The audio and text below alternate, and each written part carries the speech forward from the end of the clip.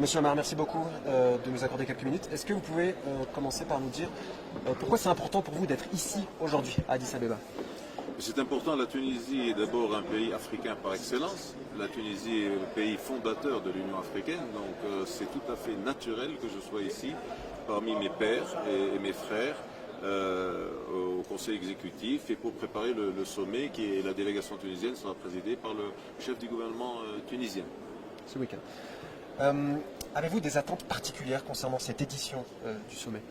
Bien sûr, vous savez que notre monde passe par une période très difficile, il y a beaucoup de tensions, beaucoup de foyers de tension en Afrique, mais aussi dans la région Moyen-Orient et Afrique du Nord, mais aussi un peu partout dans le monde.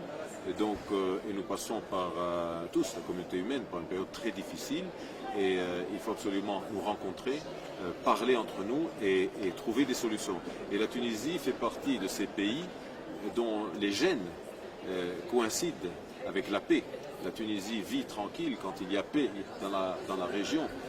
Elle prospère quand il y a paix sur le continent et autour d'elle. Donc c'est pour apporter cette contribution historique de la Tunisie aux travaux de nos frères, les pays africains, que je suis ici présent. Y a-t-il des problématiques spécifiques à la Tunisie que vous comptez mettre en avant? Bien sûr, nous sommes un pays africain, je l'ai dit, donc tout ce qui concerne les pays africains nous concerne aussi. Nous avons la pacification du continent, le développement économique, dans tous les secteurs des activités. Nous avons aussi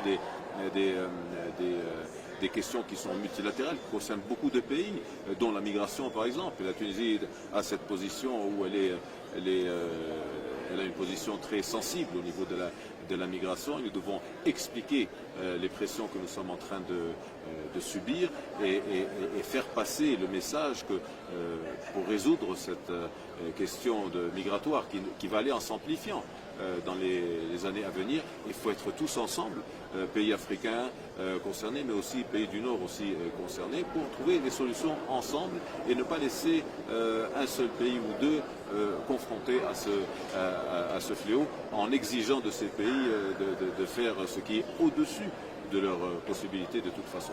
Et puis c'est l'occasion aussi de rencontrer plusieurs de mes collègues et de renforcer nos relations bilatérales.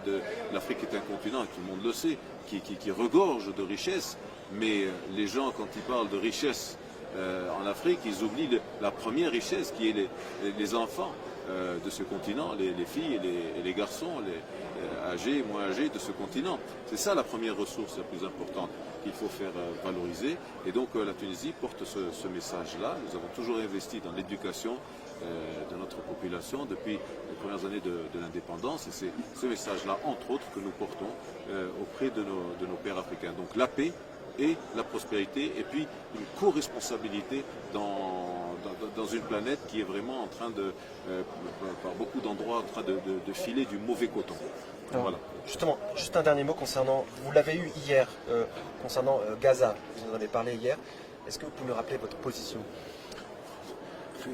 C'est une question, j'allais dire, vraiment facile, parce que c'est honteux ce qui se passe là-bas. C'est honteux pour l'humanité. C'est honteux pour l'humanité. Les Palestiniens doivent avoir leurs droits. Ils doivent être considérés comme toute population, comme tout peuple sur cette terre. Et aujourd'hui, ce qui se passe à Gaza et maintenant enclenché à Rafah montre toute l'inhumanité de cette j'allais dire, politique. Mais quelle politique? Ce n'est pas une politique du tout. C'est en réponse à quoi? C'est quelque chose qui est absolument irrationnel. Et puis ce sont des événements, ce sont des actes que nous avons connus, nous, en tant que pays africains, avant que les colonisateurs ne quittent les pays. Ils ont tous fait comme ça, des bains de sang, tuer des innocents avant de devoir quitter. Non, c'est la honte de l'humanité, c'est une scar, c'est une cicatrice sur le visage de l'humanité, ce qui se passe là-bas. C'est extrêmement dangereux et bien sûr, ça prend la voie d'une généralisation. Il faut être absolument responsable quand on voit ce qui se passe et mener une politique absolument active. Il faut absolument cesser tout de suite ce ne sont même plus des hostilités, c'est un génocide, tout simplement. Voilà. Merci.